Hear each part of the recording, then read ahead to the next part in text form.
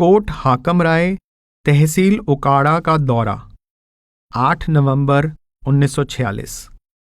सरदार बख्तावर सिंह, मालिक चक कोट हाकम राय के साहिबजादे की शादी माघ के पहले सप्ताह में होनी निश्चित हुई थी और सरदार साहिब ने जोर दिया था कि हुजूर शादी पर तशरीफ लाएं। इसलिए सच्चे पातशाह ने यह बेहतर समझा कि शादी से कुछ दिन पहले सरदार साहिब के गांव में कुछ समय दे आएं। शादी के मौके पर मेहमानों की आवभगत और कामकाज की अधिकता के कारण घर वालों को सत्संग सुनने की फुर्सत नहीं होती। इसलिए 8 नवंबर की सुबह 7 बजे डेरा से चलकर पहले अमृतसर सत्संग घर में 10-15 मिनट ठहरे। फिर लाहौर जाकर रेलवे रोड पर इंजन आदि देखते रहे। उसके बाद रावी रोड सत्संग घर में संगत को दर्शन देकर एक शब्द श्री गुरु ग्रंथ साहिब में से पढ़वाया। बाद में बहावलपुर रोड पर लाला वीरभान साहिब की कोठी पर उनका हाल पूछने के लिए तशरीफ ले गए। उनको दिल की तकलीफ थी, अब आराम है। वहां से चलकर वाण राधाराम आकर दम लिया। यह सड़क रावी नदी के पास से गुजरती है। रास्ते में दरिया दिखाई देता है। वाण राधाराम का बाजार इस सड़क के दोनों ओर है।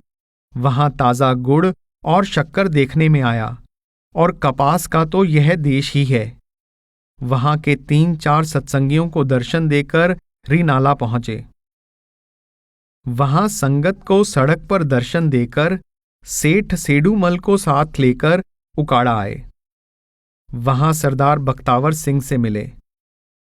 उनको कार में साथ बिठाकर कोट हाकम राय, जो उकाड़ा से पश्चिम की ओर 9 मील पर है, रवाना हो गए। इसमें से 5 मील तो पक्की सड़क है, मगर 4 मील बिल्कुल कच्ची सुरमे जैसी मिट्टी की सड़क है। कार में धूल और मिट्टी से कपड़े भर गए। उस समय करीब 2 बजे थे। उकाड़ा लाहौर से 80 मील की दूरी पर है। वहां सबने हाथ मुंह धोया और खाना खाकर आराम किया। सरदार साहिब का मकान बहुत बड़ा है। सरदार साहिब बहुत बड़े जमींदार हैं और उनके पास इतनी भैंसें हैं कि प्रतिदिन 30-40 मन दूध उकाड़ा में जाता है। वहां मोंटगुमरी, उकाड़ा, रिनाला, मुल्तान और जिले भर की सारी संगत जमा थी। तांगे पर तांगा सवारियों से भरा हुआ आ रहा था और प्रतिदिन आता रहा। मोंटगुमरी वालों ने अलग खेमे लगा रखे थे और मुल्तान वालों ने अलग। बहुत से लोग दुकानों में ठहरे थे। यह सारा गांव सत्संगियों का है। शाम के 5 बजे श्री गुरु ग्रंथ साहिब में से शब्द लिया गया, दर्शन पेटत पाप सब नासें, हर स्यों दे मिलाई। 9 से 10 नवंबर 1946। आज सुबह के 10 बजे से 12 बजे तक सत्संग हुआ। स्वामी जी की वाणी में से जग में घोर अंधेरा भारी, श्री गुरु ग्रंथ साहिब में से बिख बोएथा ला दिया और तुलसी साहिब की वाणी में से दिल का हुजरा साफ कर जाना के आने के लिए पढ़े गए। 9 नवंबर के सत्संग में हुजूर ने फरमाया कि किसी मूर्ख ने हुजूर बाबा जी को कहा कि वेला जट हल्ला तो डरदा आ बैठा है। बाबा जी ने फरमाया, मैं जट तहां पर कुछ होर भी हां। 9 नवंबर की रात को बेदी ज्ञान सिंह और भगत कुंदन लाल आदि कुछ सत्संगी हुजूर के पलंग के पास बैठे थे। इधर उधर की बातें हो रही थी। किसी ने पूछा कि सद्गुरु से नाम लेकर दूसरे साधु महात्माओं से फायदा उठाने की कोशिश करनी चाहिए या नहीं। हुजूर ने जवाब दिया कि सिर्फ बाप की जायदाद मिला करती है। तुम बेशक महात्माओं का सत्संग करो, मगर फायदा और संभाल सिर्फ तुम्हारा गुरु ही करेगा। जैसे गोसाई तुलसीदास ने फरमाया है, एक भरोसा एक बल, एक आस विश्वास, स्वाति सलिल गुरु चरण है, चात्रिक तुलसीदास। दूसरे सत्संगी ने पूछा कि आज हुजूर ने सत्संग में फरमाया था कि श्री गुरु अर्जन साहिब ने अपने पिछले जन्मों का हाल इस शब्द में वर्णन किया, पाठ पढ़्यो अर वेद विचार्यो, मगर साथ ही श्री गुरु ग्रंथ साहिब में यह भी आया है, जन्म मरण दोहू में नाही, जन पर उपकारी आए। हुजूर ने जवाब दिया कि परम संत पहले धुरधाम से मालिक के भेजे हुए आते हैं, यह शब्द उनके लिए कहा गया है, मगर जो उनसे नाम लेकर सतलोक पहुंचे वे भी सतगुरु हैं। उनको अपने सभी पिछले जन्मों का हाल मालूम होता है। वे बाकी रूहों के साथ सृष्टि के आदि में आए थे। उनके श्रेष्ठ कर्मों के कारण उनको नाम मिला और नाम की कमाई बनी। जैसे हमारे लिए बाबा जी ने फरमाया था कि ये हमारे पिछले जन्म के मेली हैं, और फिर कहा था कि तुम्हारा पिछले से पिछला जन्म जिला शाहपुर का था और तुम्हारा पिछला जन्म फरीदकोट का था। हुजूर कोट हाकम राय से 1:30 बजे रवाना होकर उकाड़ा और रिनाला में 5-7 मिनट संगत को दर्शन देकर पहले बहावलपुर रोड पर लाला वीरभान की कोठी पर गए। वहां से सरदार कृपाल सिंह को साथ लेकर लाहौर सत्संग घर में 2 मिनट दर्शन देकर सीधे डेरा आ पहुंचे। हुजूर महाराज जी को आजकल खारिश का बहुत जोर है। बहुत सी दवाइयां ले चुके हैं, मगर फिर भी आराम मालूम नहीं होता। हर रोज के दौरे और वक्त बेवक्त के खाने से हाजमे पर बुरा प्रभाव पड़ा है। आनंदपुर और रोपड़ का दौरा 13 नवंबर 1946। आज हुजूर डेरा से सुबह के 7:30 बजे चलकर जालंधर कचहरी रोड पर 5 मिनट दर्शन देकर होशियारपुर प्रोफेसर पुरी की कोठी पर आए। वहां से ऊना के लिए रवाना हुए। रास्ते में जहान खेला बनखंडी से गुजरकर पंडोगा की संगत को दर्शन दिए। चो में कई जगह पानी था, जिसमें लॉरियों की आवाजाही के कारण गहरे गड्ढे पड़ गए थे। आखिर के गड्ढे में मोटर कार का पहिया धंस गया और साइलेंसर पानी में डूब गया। मोटर कार को पानी से निकाले बिना चला नहीं सकते थे। सौभाग्य से पंडित लालचंद आनंदपुर से चो के पार पंडोगा के नजदीक अपनी स्टेशन वैगन लेकर आ गए थे। उनके आदमियों ने और कुछ सत्संगियों ने मिलकर कार को आगे पीछे से धकेलकर सवा में से निकाला। ऊना में बहुत सी संगत जमा थी। हुजूर ने उनको दर्शन दिए। उसके बाद हम ऊना शहर के पीछे से सवा में से गुजरकर आनंदपुर रोड पर आ गए। इस सड़क पर बड़े बड़े पत्थर थे, जिनसे मोटर कार के पेट्रोल टैंक के फट जाने का डर था। उनमें से गुजरकर कच्ची सड़क आ गई, मगर उस सड़क में मोड़ और चढ़ाई उतराई बहुत थी। मोटर कार को बहुत हिचकोले लगते थे। साहिबजादा हरबंस सिंह जी साथ थे। मोटर कार की पिछली दुर्घटना से उनकी पसलियों में चोट आई हुई थी। उनको हिचकोलों से बड़ी तकलीफ हो रही थी। हम सब पीछे थे। हुजूर ड्राइवर के पास वाली सीट पर थे। हम तो बैठे बैठे अंगूर, सेब और केले खाते रहे, मगर हुजूर ने ना तो कहीं पानी पिया और ना पेशाब किया। ऊना से परे कई जगह संगत खड़ी थी। उनके शामियानों में जा जाकर दर्शन देते रहे। कलसेड़ा एक बड़ा लंबा सा कस्बा है। वहां 2 जगह संगत जमा थी और कुछ सत्संगी हुजूर को 3-4 घरों के अंदर भी ले गए। ऊना से 23 मील पर आनंदपुर है। ऊना से 12 मील पर दरियाए सतलुज का घाट गुजर नंगल है। उसमें नावों पर लॉरियों और कारों को चढ़ाकर दरिया से पार करते हैं। यह जगह भाखड़ा बांध के कारण बहुत मशहूर हो जाएगी। यहां से 6-7 मील ऊपर 2 पहाड़ियां हैं, जिनके बीच से दरिया सतलुज गुजरता है। इन दोनों के बीच 400 फुट से ज्यादा ऊंचा और 500 फुट लंबा बांध लगाकर एक झील बनाई जाएगी, जिसमें 7 मील तक पानी होगा। इसमें से नहर निकाली जाएगी और गुजर नंगल के पास 120 फुट के 3 आबशार यानी जल प्रपात नहर से बनाकर बिजली प्राप्त की जाएगी, जिससे भाखड़ा को रोशन किया जाएगा। तब रोपड़ से भाखड़ा तक नहर के साथ साथ रेलवे लाइन और पक्की सड़क भी बन जाएगी। तीनों को बनाने के लिए बहुत सा स्टाफ आ गया है। 3 एग्जीक्यूटिव यानी कार्यकारी इंजीनियर लगे हैं। क्वार्टर बन रहे हैं। पेशावर से गधे वाले पठान आकर मिट्टी की खुदाई और ढुलाई कर रहे हैं। यह बांध सारी दुनिया में बेमिसाल होगा। यहां से आनंदपुर 11 मील है और हम वहां 5 बजे के करीब पहुंच गए। आनंदपुर पुराना और बेरौनक सा कस्बा है। बेरोजगारी और जमीन के उपजाऊ न होने के कारण बहुत से लोग शहरों में जाकर नौकरी या व्यापार करने लगे हैं। कई बड़े बड़े मकान खाली पड़े हैं। छोटा सा बाजार है जिसमें कोई रौनक नहीं है।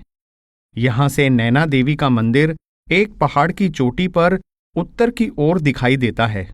इस पहाड़ की तलहटी यहां से 1-2 मील पर होगी। इस तलहटी के पास एक जोहड़ यानी छोटा तालाब है, जिसको कमलों वाला टोबा कहते हैं, जहां कमल के फूल होते हैं। दूर से मंदिर और पहाड़ की चढ़ाई बड़ी मुश्किल मालूम होती है। सिर्फ खच्चर और डोलियां ऊपर जा सकते हैं। भाखड़ा उससे परे पश्चिम को है। ये सब कटार धार पर हैं, जो यहां से तलवाड़ा दरियाए ब्यास के किनारे तक चली गई है, जिसकी शक्ल कुछ कुछ आधे चांद जैसी है, और इसको शिवालिक के पहाड़ कहते हैं। यहां ब्याह शादी में खाना पकाने का अनोखा रिवाज है। 3-4 रसोइये लगाए जाते हैं। वही दाल सब्जी बनाते हैं और वही पतले फुलके, जिनको मंडे कहते हैं, तैयार करते हैं, मगर तवों पर नहीं और ना लोहों पर, बल्कि मंडी खरों पर। मंडी खर मिट्टी के घड़े के पैंदे होते हैं। एक लंबी खाई सी खोदकर उसके ऊपर ये पैंदे औंधे रख देते हैं और नीचे आग जला देते हैं, और जब ये खूब गर्म हो जाते हैं तो पतले पतले फुलके बनाकर एक आदमी पहले मंडी खर पर रखता है, दूसरा झटपट उसको उठाकर दूसरे मंडी खर पर, तीसरा तीसरे पर और चौथा चौथे पर रखकर उतार लेता है और टोकरियों में रखता जाता है। एक फुलके को एक रसोइया एक ही बार छूता है। ये मंडे यानी फुलके बड़े पतले और बड़े बड़े होते हैं। मैं मुश्किल से एक मंडा खा सकता हूं, परंतु स्वादिष्ट होते हैं। आनंदपुर शहर में बहुत सी दुकानें बंद पड़ी हैं। जब नहर और सड़क बन जाएगी और रेल की सुविधा होगी, तब रौनक हो जाएगी। कई करोड़ों का काम होने वाला है। लोग बाहर से आ जाएंगे। 15 नवंबर 1946। आज हुजूर सच्चे पातशाह यहाँ के 3 गुरुद्वारों में गए। पहला गुरुद्वारा शीशगंज है, जहां पर गुरु तेग बहादुर साहिब का शीश दिल्ली से लाकर संस्कार किया गया था। दूसरा गुरुद्वारा वह स्थान है जहां गुरु गोबिंद सिंह जी ने 5 प्यारे सजाए थे। उसकी इमारत अब बड़ी खूबसूरत बन गई है। यहां गुरु साहिब के 5-6 हथियार रखे हैं। एक तो बड़ी लंबी चौड़ी तलवार थी, जो गुरु साहिब के हाथ में थी जब उन्होंने अपने सिखों से 5 सिर मांगे थे। दूसरी एक बड़ी लंबी पेचदार बर्छी थी। हमें बताया गया कि इस बर्छी से उनके एक सिख ने पहाड़ी राजा केसरी चंद को भेदा था, जब सारे पहाड़ी राजा मुगलिया सल्तनत के तरफदार बनकर यानी पक्ष में होकर उन पर हमला करने आए थे। शहर आनंदपुर वास्तव में रहने के लिए पसंद किया गया मालूम होता है, क्योंकि उसके एक तरफ शिवालिक पहाड़ और दूसरी तरफ दरिया सतलुज है, जो उस वक्त गुरु साहिब के किले के नीचे बहता था। अब वह आधे मील पर है। ऊना की तरफ का रास्ता बड़ा कठिन था।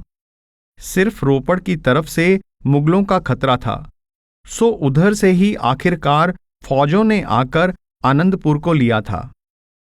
तीसरे एक और बर्छी दिखाई गई। चौथे एक बड़ी भारी तलवार दिखाई गई, जो कहा जाता है कि औरंगजेब के लड़के बहादुर शाह ने गुरु साहिब को पेश की थी। 5वां एक छोटा सा खंजर था जो गुरु साहिब साथ रखते थे। ये 2 गुरुद्वारे देखकर सच्चे पातशाह यहां से कार में सवार होकर 7-8 मील के फासले पर रोपड़ की सड़क पर कीरतपुर गए, जहां सिख लोग अपने मुर्दों की अस्थियां दरिया सतलुज में प्रवाहित करते हैं। यहां दरिया बिल्कुल करीब है। यहां बहुत से गुरुद्वारे हैं, मगर हमने केवल एक ही देखा। इस गुरुद्वारे तक पहुंचने के लिए भी 100-150 सीढ़ियां चढ़नी पड़ी। यह सड़क के किनारे पर है। कहते हैं कि यहां गुरु नानक साहिब का फकीर बुढ़न शाह के साथ संवाद हुआ था। वहां से वापस आकर गुरु गोबिंद सिंह साहिब का किला देखा, जिसकी ड्योढ़ी अब नई बन रही है और खूबसूरत है। इसमें दाखिल होकर बहुत सी सीढ़ियां चढ़नी पड़ती हैं, क्योंकि आगे जाकर दाएं हाथ को बावड़ी आ जाती है, जो बड़ी गहरी मालूम पड़ती है। क्योंकि यह जगह दरिया की सतह से बहुत ऊंची है, अतः पानी लेने के लिए दरिया की सतह तक गहरी खुदाई करनी पड़ी होगी। दूसरी तरफ से इसमें एक दरवाजा नीचे जाकर पानी के करीब है, जिसमें से सीढ़ियां ऊपर को जाती हैं। उन सीढ़ियों के साथ साथ आम रास्ते की ओर भी सीढ़ियां जाती हैं। बावड़ी की सीढ़ियों के दोनों तरफ रहने के कमरे हैं और सारा रास्ता छता हुआ है, किंतु रास्ते की सब सीढ़ियां छती हुई नहीं हैं। आखिर में छता हुआ छोटा सा मैदान आता है। उसमें चंद सीढ़ियां चढ़कर वह कमरा आता है जिसमें गुरु साहिब सभा लगाया करते थे। उस वक्त यह बहुत बड़ा किला रहा होगा। अब तो आसपास की दीवारें गिर गई हैं और जो दरिया उस वक्त किले के साथ साथ बहता था, अब परे चला गया है। यह किला काफी ऊंचा है, जहां से खड़े होकर आसपास के मैदान दूर तक दिखाई देते हैं। इस किले में गुरु साहिब और उनके अहलकार यानी सेवक भी रहते थे। चुनाचे पंडित लालचंद के बुजुर्ग कृपाल ब्राह्मण, जो गुरु साहिब के खजांची थे, वह भी वहीं रहते थे। अब तक गुरु साहिब का दिया हुआ पीतल का पट्टा उनके खानदान में मौजूद है। 16 नवंबर 1946 दोपहर 2 बजे से 4 बजे तक श्री गुरु ग्रंथ साहिब में से सत्संग हुआ। 15-20 हजार स्त्री पुरुष जमा थे। टिक्का साहिब की कोठी के घास वाले मैदान में सत्संग हुआ, जो यहां से पास ही है।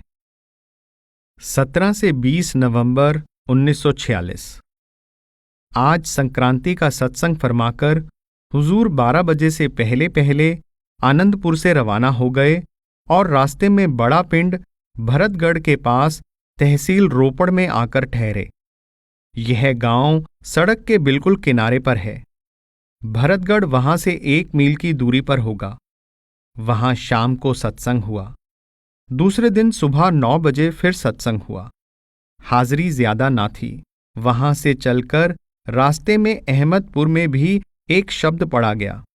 रास्ते में एक नदी आई जिसको सिरसा नदी कहते हैं, जो बारिश के मौसम में बड़ी खतरनाक हो जाती है। हुजूर ने फरमाया कि किसी वक्त यह नदी सिरसा जाती थी। सुना है कि किसी राजा ने सिरसा के राजा से दुश्मनी के कारण इस नदी को उधर जाने से रोककर दूसरी तरफ कर दिया, तो सिरसा का इलाका बंजर होकर बर्बाद हो गया। अब फिर भाखड़ा बांध से नहर उस तरफ जाने लगी है। रोपड़ में रेलवे स्टेशन के पास एक बड़े मोटे बाबा जी ने बड़े प्रेम से हुजूर को राधा स्वामी बुलाई। हुजूर को कार से उतारकर अपने आसन पर ले गए और बड़े आदर से पेश आए। ये लक्षण महात्मा लोगों के हैं। वे किसी से मजहबी लड़ाई या विवाद नहीं करते, सबसे प्रेम करते हैं और ऐसे ही लोग लाभ उठाते हैं। उस बाबा ने कहा कि हमारे यहां भी सत्संग होना चाहिए, हालांकि वे सत्संगी नहीं हैं। दूसरे दिन सुबह के 9 बजे सत्संग में हाजिर हुए और प्रेम से वचन सुने। रोपड़ पहुंचने से पहले सरहिंद नहर पर से गुजरे, फिर बाजार में से होकर मंडी के पास से निकलकर जैन जंज घर यानी बारात घर में विश्राम किया। यह मकान 2 मंजिला है। ऊपर की मंजिल में केवल एक बड़ा चौबारा ही है, मगर नीचे बढ़िया कमरे हैं और गुसल खाने भी हैं। यहाँ ठहरने पर बारातों को बड़ा आराम मिलता होगा। जैनी लोगों का बहुत बड़प्पन है। ये लोग धनवान भी हैं और दानी भी। जंज घर बड़ा साफ सुथरा है, किंतु सत्संग मंडी से परे म्यूनिसिपल कमेटी के मैदान में हुआ, जो मंडी के पीछे है। हजारों लोग सत्संग सुनने आए। बीबियां भी काफी संख्या में उपस्थित थी। लोगों ने बड़े प्रेम से सत्संग सुना। हिंदू, मुसलमान, सिख, ईसाई सभी धर्मों के लोग थे। जगजीवन साचा एको दाता, गुर सेवाते शब्द पछाता। श्री गुरु ग्रंथ साहिब में से शब्द लेकर हुजूर ने खूब व्याख्या की और मौलाना रूम, शम्स तबरेज और तुलसीदास जैसे महात्माओं के उदाहरण पेश करके श्री गुरु ग्रंथ साहिब के सुरत शब्द के मार्ग की पुष्टि की कि इसके सिवाय दुनिया में कोई भी मुक्ति का साधन नहीं है। दूसरे दिन सुबह फिर सत्संग हुआ। दिल का हुजरा साफ कर जाना के आने के लिए तुलसी साहिब की वाणी में से पढ़ा गया और स्वामी जी की वाणी में से धन्य धन्य धन धन्य प्यारे, क्या कहूं महिमा शब्द की, तथा श्री गुरु ग्रंथ साहिब में से महला 5 का शब्द पाठ पढ़्यो अर वेद विचार्यो निवल पुअंगम साधे लेकर बताया कि तीर्थ, दान, व्रत, पूजा और किताबों के पढ़ने से मुक्ति नहीं मिलेगी। मुक्ति तो आंतरिक शब्द की कमाई से मिलेगी। रोपड़ और आनंदपुर में लोग नाम लेना चाहते थे, मगर हुजूर को खारिश की सख्त तकलीफ थी, इसलिए किसी को नाम ना मिल सका। रोपड़ में शाम को वहां के पादरी हुजूर से चर्चा करते रहे। 21 नवंबर 1946। आज सुबह सत्संग के बाद हुजूर 12 बजे सरहिंद नहर के रास्ते चलकर सीधे लुधियाना आ गए।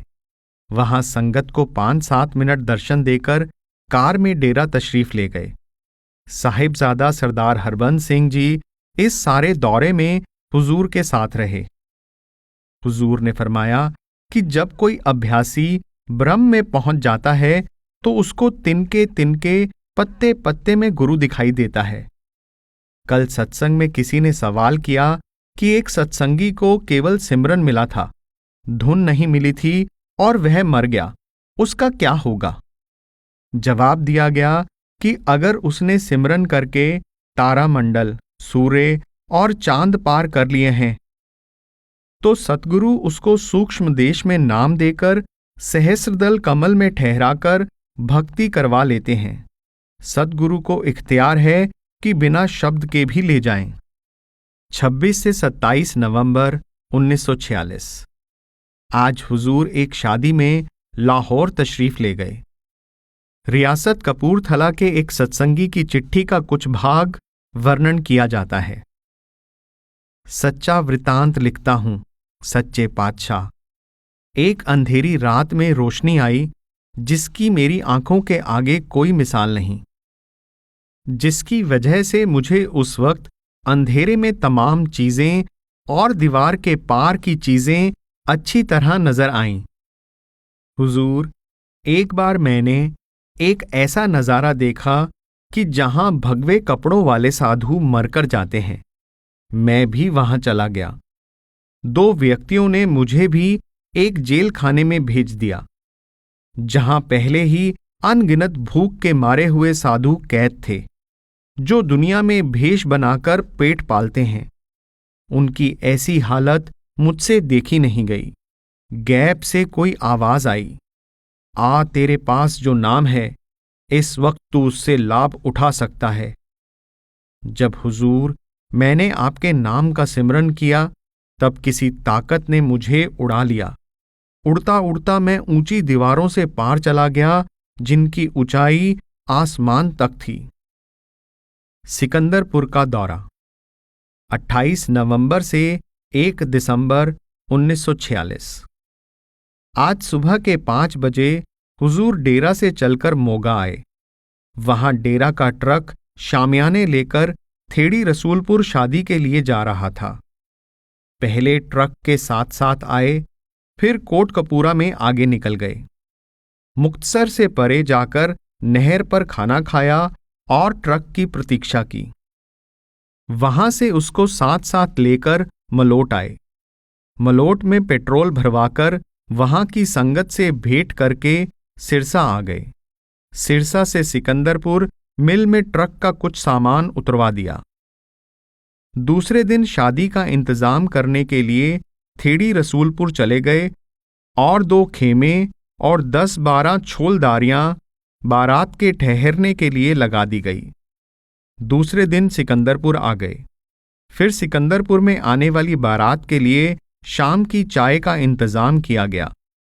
बारात शाम 6 बजे के करीब जालंधर शहर से 2 लॉरियों और 4 कारों पर आई। चाय के साथ कई मिठाइयाँ, नमकीन, पकौड़े और फल दिए गए। चाय के बाद हुजूर अपनी कार में सवार होकर बारात को रास्ता दिखाते हुए थेड़ी ले गए। रात के 8 बज चुके थे।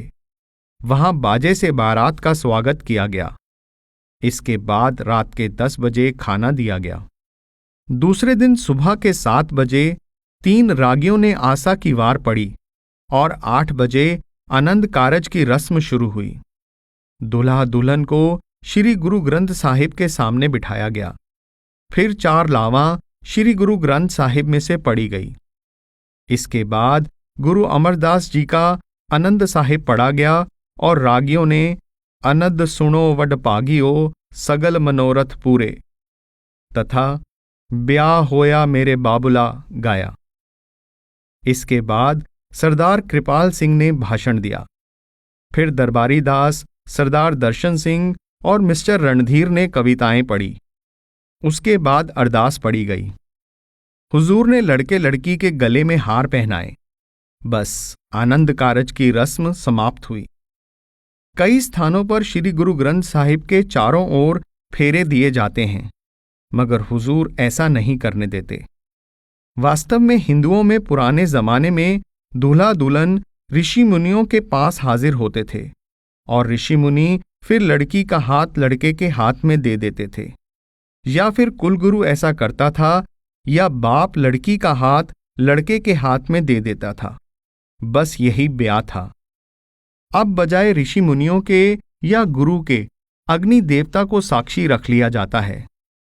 ब्याह का जरूरी हिस्सा तो पाणी ग्रहण होता है, यानी लड़की का हाथ लड़के को पकड़ा देना, या कोई ऋषि लड़के लड़की को बुलाकर कहे कि जाओ अब तुम पति पत्नी होकर रहो।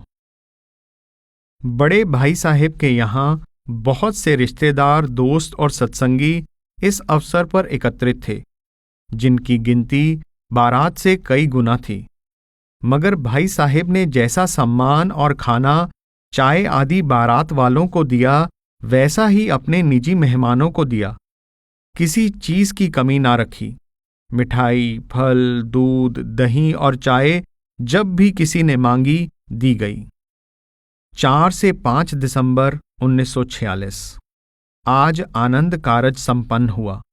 5 दिसंबर को सुबह के 10 बजे बारात को चाय पिलाकर विदा किया गया और खाना साथ बांध दिया गया।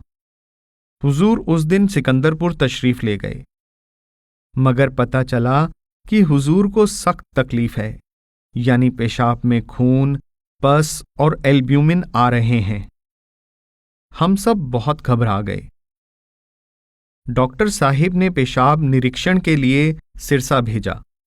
हुजूर को डॉक्टर साहिब ने ताकीद की कि बिल्कुल हिलें डुले नहीं, आराम करें। जब 5 दिसंबर की शाम को सिरसा में पेशाब देखा तो ऐसा मालूम होता था कि बिल्कुल खून ही खून है। 7 दिसंबर 1946 आज आराम करने के फलस्वरूप सुबह पेशाब में थोड़ी सी ही सुर्खी रह गई है, जिससे हम सब लोग बहुत खुश हैं। दोपहर को हुजूर छत पर विराजमान थे। हम 2-3 आदमी दरी पर उनके पास बैठे थे तो हुजूर ने फरमाया कि कई सत्संगी जो चोला छोड़ गए हैं, अभी तक अंधेरे में ही बैठे हैं। मांस, शराब और अंडों से परहेज अवश्य करना चाहिए, वरना फिर जन्म लेना पड़ेगा। सरदार साहिब भगत सिंह जी अब बहुत अच्छी जगह हैं। अब वे वापस नहीं आना चाहते। राय साहिब, लाला हरनारायण और डॉक्टर चंद्रबंसी भी त्रिकुटी में इकट्ठे हो गए हैं। भजन चाहे कम हो, मगर प्रेम, प्यार और विश्वास पक्का होना चाहिए। एक दिन बारात के आने से पहले रात के वक्त बड़े भाई साहिब ने प्रार्थना की कि हुजूर, सब जगह बारिश हो गई है और बारिश से फसलों को बड़ा लाभ पहुंचेगा। मगर मैंने शादी के कारण यह प्रार्थना की थी कि मेरे यहाँ शादी के दिनों में बारिश ना पड़े। फिर भी इस मौसम में बारिश की बड़ी सख्त जरूरत है। हुजूर ने फरमाया कि ब्याह के बाद फिर मांग लेना। 9 दिसंबर 1946। आज हुजूर को आराम रहा। सुबह पेशाब बिल्कुल साफ था, मगर शाम को बदहजमी के कारण थोड़ा सा गंदला मालूम हुआ। आज शाम को भाई शादी ने बताया कि अभ्यासी को पराया खाना नहीं खाना चाहिए और जहां तक हो सके पराया कपड़ा नहीं पहनना चाहिए। इस बार भी अमृतसर में लाला चेलाराम संतराम के बाग में दिवाली के अवसर पर हमेशा की तरह बहुत सारे साधु एकत्रित थे।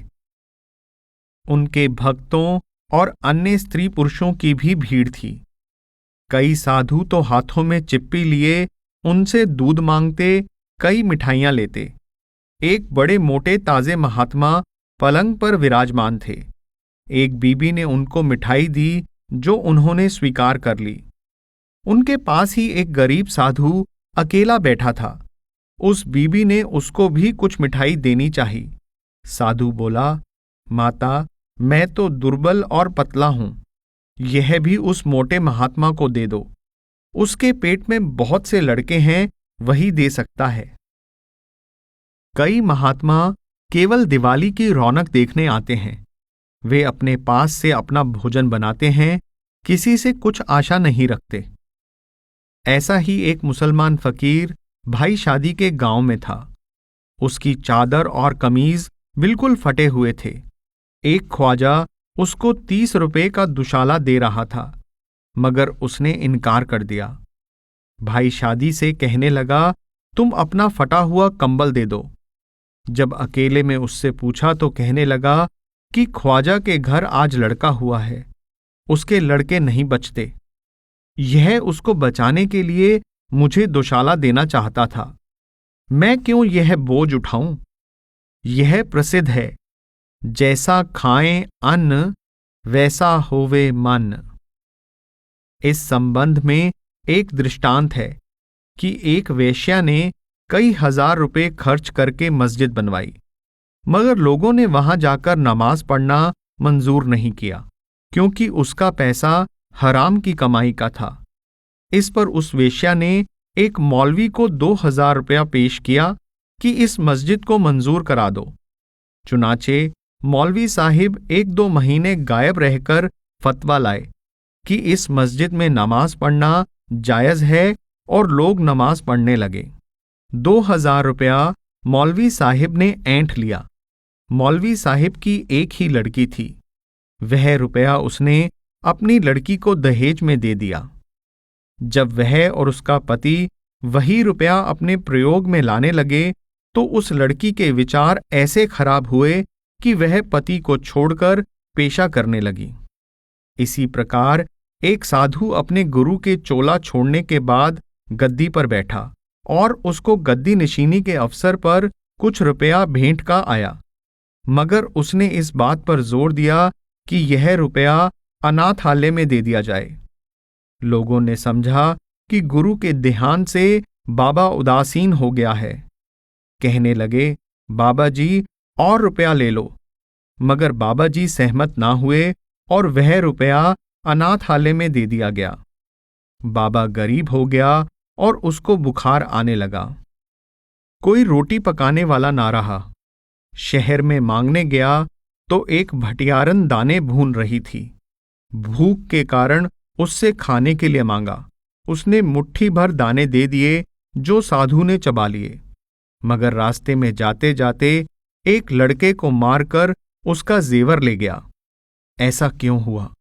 भटियारन ने बताया कि ये दाने एक कसाई के घर के थे जो उसको भाड़े में आ गए थे। मतलब यह है कि साधुओं और गृहस्थियों को जो अपना और अपने बाल बच्चों का सुख चाहते हैं, अपनी हक हलाल की कमाई पर अपना और बाल बच्चों का गुजारा करना चाहिए। मैंने हकीम पाइथागोरस के जीवन चरित्र पर एक छोटी सी पुस्तक पढ़ी है। मुझे आश्चर्य हुआ कि हजरत मसीह से 500 वर्ष पूर्व ऐसा महात्मा हुआ जो आवागमन में विश्वास रखता था, गोश्त और शराब से बिल्कुल परहेज करता था और अपने सेवकों को आंतरिक अभ्यास करने का उपदेश देता था। प्लेटो और अरस्तु ने उसकी शिक्षा से बहुत कुछ ग्रहण किया। उसने मुल्क मिस्र में रहकर रूहानियत की शिक्षा प्राप्त की। उसका यश और प्रसिद्धि बड़ी दूर दूर तक फैल गई। उसने पूर्वी इटली के शहर कोर्टोना में सत्संग स्थापित किया, जहां उसके बहुत से सेवक बन गए। उसने वहां के लोगों को समझाया कि अपनी पत्नी पर सब्र करो और वेश्याओं को छोड़ दो। उसने स्त्रियों और पुरुषों को एक समान शिक्षा दी। वह हर एक को सेवक नहीं बनाता था, बल्कि बहुत सारे लोगों को इनकार कर देता था। पहले जो जिज्ञासु आता, उसे अपना कुछ माल और दौलत सत्संग को देना पड़ता था। वहां 5 वर्ष उसको उम्मीदवारों में रखकर चुप रहना और अभ्यास करना सिखाया जाता था। अगर 5 वर्ष के बाद वह योग्य सिद्ध ना होता तो उसको 2 गुनी दौलत देकर निकाल दिया जाता था। वह अपने सेवकों की रहनी पर जोर देता था। वह कहता था कि आवागमन से बचने का उपाय केवल यह है कि बुद्धि के अनुसार चलकर पवित्र और न्यायकारी जीवन व्यतीत किया जाए। उसका उपदेश था कि खुदा एक है। वह अपने सेवकों को सब्जियां, शहद और रोटी ही खाने को देता था। उसने स्वयं तो कोई पुस्तक नहीं लिखी, क्योंकि उसकी शिक्षा ज़बानी थी और उसका कड़ा हुक्म था कि मेरे जाने के बाद मेरे सेवक मेरी विशेष शिक्षा के बारे में किसी को ना बताएं।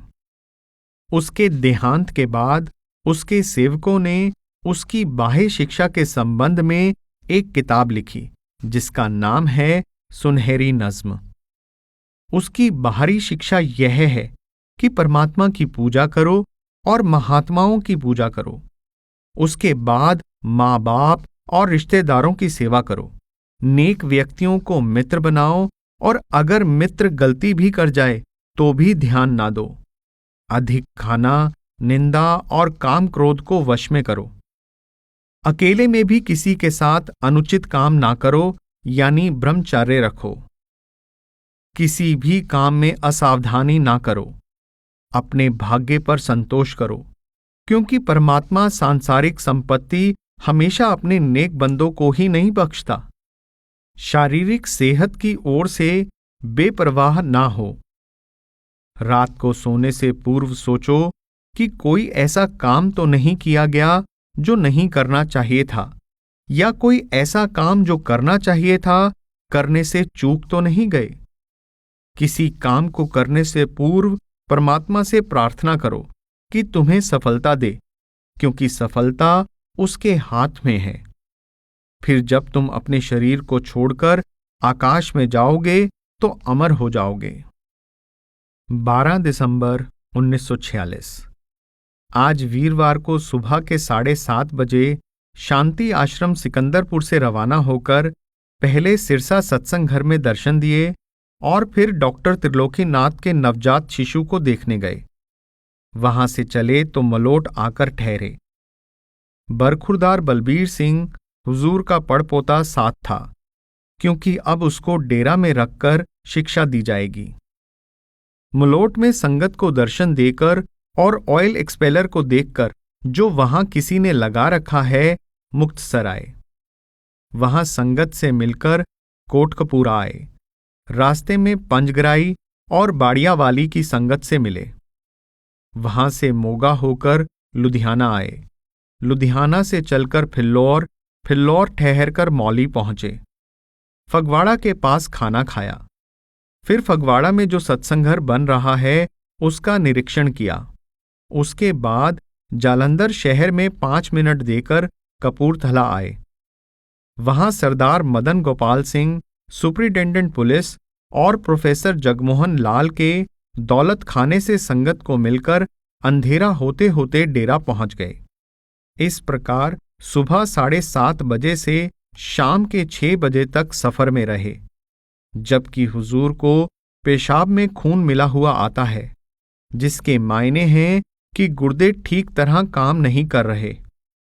फिर भी हुजूर अपनी सेहत की परवाह नहीं करते, न जीने की आशा रखते हैं न मरने का गम। जैसे कि वे अपने सेवकों को हिदायत करते हैं और जैसे कि शम्स तबरेज के दीवान में लिखा है, आखिर ची बाशद गर शबे अज जां बरियारी या रबे, बेरू जही अज गोरे तन आंदर रवि दर साख्ते, अज जां बरआरी यकसरे ऐमन जी शमशीरे अजल, बागे दर आई कंदरू नबुवद खिजारा गारते। अर्थात क्या ही अच्छा हो यदि तू एक रात अपनी आत्मा को शरीर की कब्र से बाहर निकालकर ऊपर के मंडलों में आ जाए। अपने पांव से संसार के मोह की रस्सी निकालकर आकाश पर उड़े, तो तू भी आकाश की भांति सब प्रकार की आपत्तियों से सुरक्षित हो जाए। हुजूर को किसी बीमारी का गम ही नहीं। कोई और होता तो ऐसी सख्त बीमारी से गम में घुल जाता। डेरा में निवास 21 से 23 दिसंबर 1946। आज सुबह के 9:30 बजे के बाद हुजूर यहां से चलकर सीधे सिविल अस्पताल अमृतसर जा पहुंचे। वहां डॉक्टर खन्ना साहिब ने खान साहिब डॉक्टर अमीरुद्दीन से हुजूर की सेहत का निरीक्षण करवाया और उसके बाद गुर्दा आदि के एक्सरे के लिए अनीमा दिया गया। हुजूर ने फरमाया कि मैंने आज पहली बार अनीमा लिया है। इसके बाद इंजेक्शन दिया गया ताकि पेट की हवा खारिज हो जाए। सर्दी सख्त थी। फिर अस्पताल के सामने एक्सरे के 4 फोटो लिए गए। मालूम हुआ कि गुर्दा आदि में कोई नुक्स नहीं है। इसके बाद डॉक्टरों ने परामर्श दिया कि 24 घंटे का पेशाब इकट्ठा करके उसकी मात्रा देखी जाए और उसकी क्लिनिकल जांच की जाए। चुनाचे 22 दिसंबर को पूरा दिन अमृतसर रहे, मगर नीचे नहीं उतरे। ऊपर से ही संगत को दर्शन देते रहे और किसी को अधिक बातचीत करने की इजाजत ना दी गई। 23 दिसंबर को यह निरीक्षण भी समाप्त हुआ। कोई नुक्स ना पाया गया, मगर डॉक्टर खन्ना और खान साहिब दोनों सत्संग घर अमृतसर में 1 बजे तशरीफ लाए और सावधानी के लिए कुछ दवाइयां बता गए और खाने पीने के संबंध में भी हिदायत दे दी। इस सफर में डॉक्टर पडाकी, रियासत मैसूर निवासी, जो ईस्ट इंडियन रेलवे इलाहाबाद में रेडियोलॉजिस्ट हैं, वह भी हमारे साथ रहे। वह नाम लेने के लिए हुजूर की सेवा में आए हैं। वहां से निपटकर नीचे उतरकर हुजूर ने संगत को दर्शन दिए। वहां से सभी 4 बजे डेरा आ पहुंचे। सर्दी सख्त थी, जोर की हवा चल रही थी, इसलिए 2-3 मिनट संगत को दर्शन देकर अपने चौबारे में तशरीफ ले गए। 24 से 26 दिसंबर 1946। आज हुजूर की सेहत ठीक रही। चूंकि एक मुसलमान पीर साहिब बलोचिस्तान से तशरीफ लाए थे, इसलिए 25 दिसंबर को शाम के सत्संग में सार बचन राधा स्वामी छंद बंद में से 2 गजलें फारसी की पढ़ी गई और खूब सत्संग हुआ। 26 दिसंबर की सुबह महात्मा फकीर चंद ने, जो महर्षि शिवव्रत लाल जी की गद्दी पर विराजमान हैं, सत्संग किया, जो सादा और सबकी समझ में आने वाला था। उन्होंने सार बचन राधा स्वामी छंद बंद में से गुरु कहें खोल कर भाई लग शब्द अनाहत जाई पढ़वाया, मगर शब्द की कड़ियों के अर्थ नहीं किए, बल्कि गुरु भक्ति और प्रेम पर जोर दिया। सत्संगियों को फरमाया कि दिल का कपट छोड़कर सत्संग सुना करें। कपट से उनका यह मतलब है कि सब मजहबी पक्षपात और भ्रमों से दिल को साफ करके सत्संग के वचनों को सुना जाए। फिर सुन सुन नित मन में गुने, गुन गुन छांट ले उन सारा। अगर ऐसा नहीं करेगा तो धोती झाड़कर चले जाने वाली बात होगी। दोपहर को पता चला कि हुजूर को पेशाब में फिर कुछ परेशानी हो रही है। इसलिए सारी संगत ने विनती की कि हुजूर 26 दिसंबर की शाम के सत्संग में तशरीफ ना लाएं। इसलिए यह सत्संग सरदार गुरबख्श सिंह दिल्ली वाले ने किया और खूब किया। सार बचन राधा स्वामी छंदबंद में से यह तन दुर्लभ तुमने पाया लिया गया। हुजूर पहले तो सत्संग में जाने की जिद करते थे कि लोग दूर दूर से आए हैं, मैं अवश्य जाऊंगा, मगर आखिरकार मान गए। डॉक्टरों ने उनके पास लोगों का आना जाना बंद कर दिया है। 27 दिसंबर 1946। आज के ट्रिब्यून में महात्मा गांधी का दैनिक कार्यक्रम देखा। उनकी आयु 77 वर्ष बताई जाती है।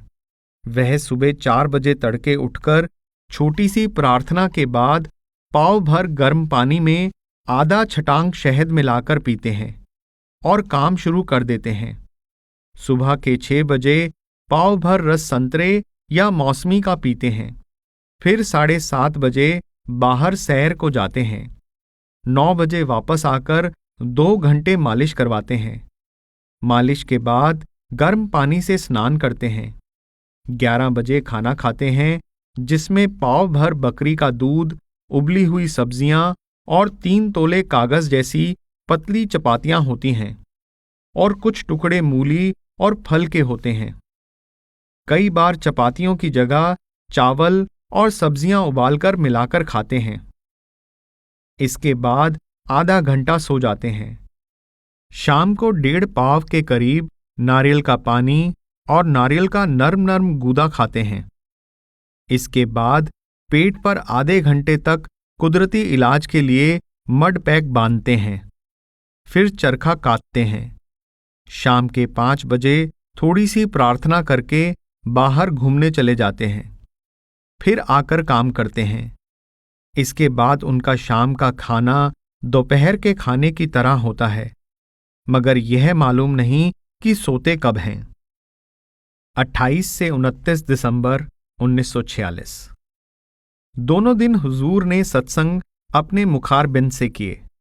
28 की सुबह को सत्संग पाठ पढ़्यो अर वेद विचार्यो निवल पुहंगम सादे श्री गुरु ग्रंथ साहिब में से किया गया और फारसी की किताब में से शम्स तबरेज की गजल हुजूर ने खुद पढ़कर सुनाई। आमद निदाएं बेचूं न अज दरूं न बेरूं, न चप न रास्त न पस न अज बराबर आमद। अर्थात मुझे एक निराला शब्द सुनाई दे रहा है, जो ना अंदर से आ रहा है ना बाहर से, ना बाईं ओर से आ रहा है ना दाईं ओर से, और ना ही बराबर से आ रहा है। और व्याख्या की। 28 की दोपहर को खूब बारिश के कारण सर्दी जोरों पर रही। 5 बजे के करीब बारिश थमी तो लोगों ने इकट्ठे होकर खिड़की में से हुजूर के दर्शन किए। 29 दिसंबर की सुबह को सेवा ली गई। उसके बाद 1 बजे सत्संग शुरू हुआ। संगत बहुत अधिक थी। 30 दिसंबर 1946। आज हुजूर ने दोपहर 12 बजे बाहर के सत्संग हॉल में नाम देना शुरू किया। इसके बाद सेवा में बैठे। अंधेरा हो गया। सारा दिन नाम देने में लगे रहे। बलोचिस्तान से एक मुसलमान पीर साहिब ने 29 दिसंबर के भंडारे के सत्संग की समाप्ति पर बड़ा लंबा भाषण दिया, जिसमें हुजूर महाराज जी की बड़ी महिमा की। सत्संग शुरू होने से पहले मिस्टर भूचाल ने नज्म पढ़ी। हुजूर ने उसके जवाब में फरमाया कि मैं तो गुनाहगार बंदा हूं, अभी सिख भी नहीं बना और संगत की जूतियां झाड़ने में गर्व अनुभव करता हूं। सेवा में एक व्यक्ति ने शिकायत की कि उसकी बीवी उसकी मां से लड़कर कुएं में गिर पड़ी और मर गई, यद्यपि उसको नाम मिला हुआ था।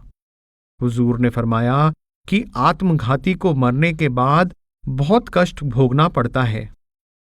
जब हुजूर सेवा समिति में प्रसाद बांटने के लिए अपने नए तैयार हुए आंगन में तशरीफ ले गए तो वहां सरदार जगत सिंह नंबरदार ने विनती की कि हुजूर ऐसी मौज फरमाएं कि बीमारी हुजूर के शरीर को ग्रस्त ना करे।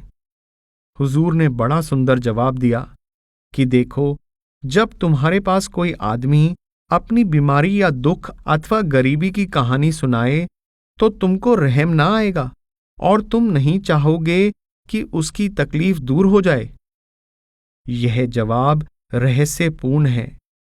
अभिप्राय यह है कि जब हम अपने दुख संतों के सामने सच्चे दिल से दुखी होकर रोते हैं तो उनको दया आती है और उस दया का परिणाम यह होता है कि हमारे दुख में कमी होती है। संत चाहे ऊपर से नाराज ही हों या अधिक ध्यान ना दें, मगर सुनाने वालों को कुछ ना कुछ फायदा जरूर हो जाता है।